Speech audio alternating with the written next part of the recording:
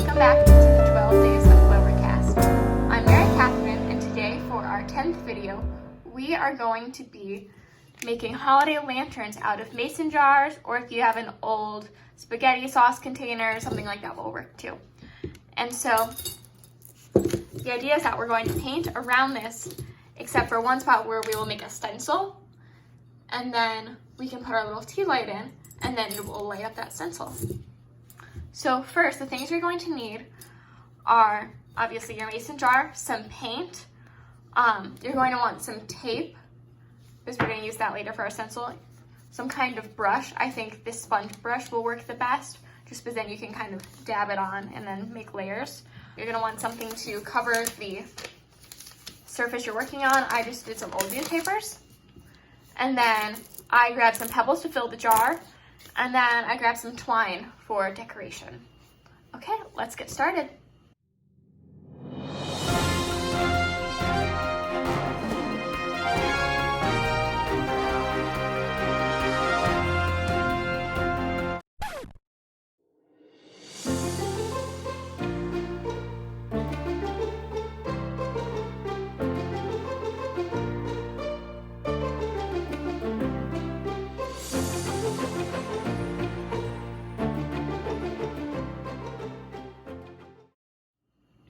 Okay, so using some painter's tape or masking tape, we are going to make our stencil. So I've decided to do a tree. Here, I'll try to make that really dark so you can see it.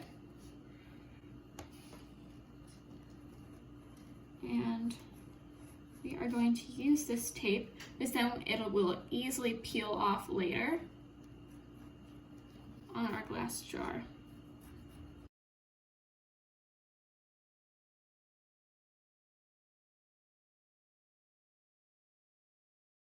Look at, there's our tree. So the next thing to do here is to cut out this shape. So you'll have to grab your scissors and cut out this tree. Okay, so here is our tree shape. And you can make a whole little scene if you want.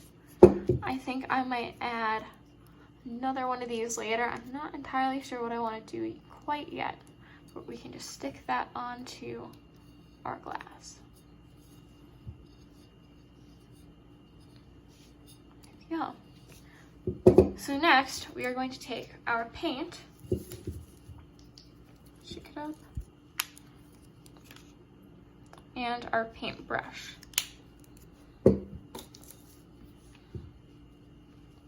We are just going to dab it onto our glass.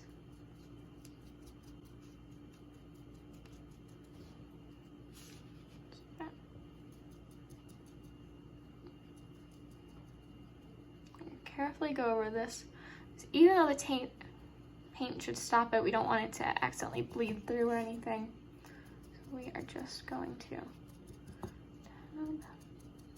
dab around it.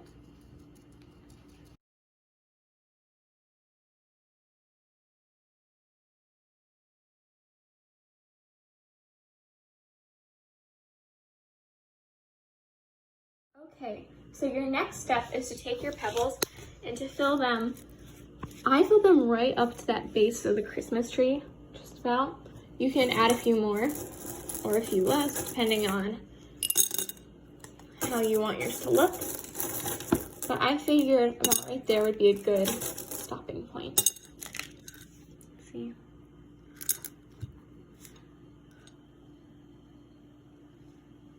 All right.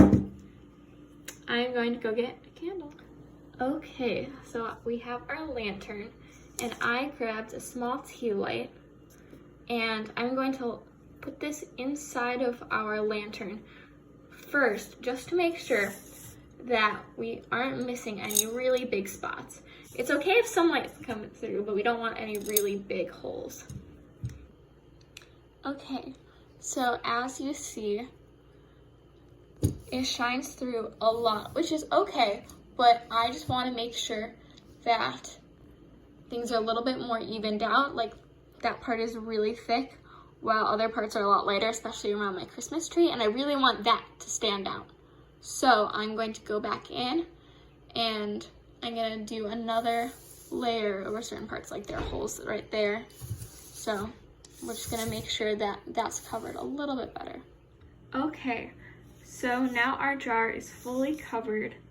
And at this point, well, once this dries, if you want to add any other designs on it for when you don't have a candle in it and you just want it to look nice, like with this color, gold would look really pretty if you did some kind of design with that.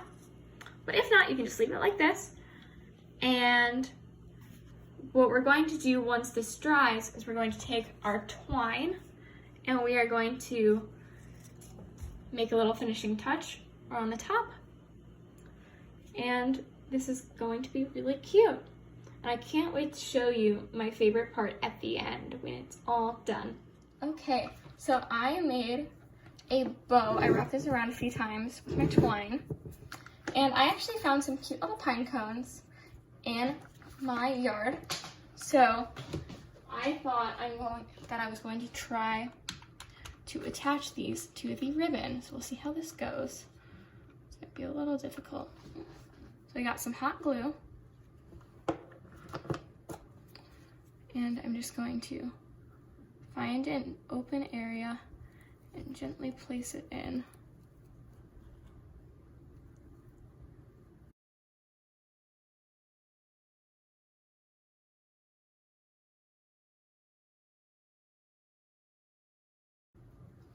Now these pine cones are a little beat up because I did use them in another attempt when I thought I had a plan and then I changed my mind. So it looks a little rough. Okay, I'm gonna start here.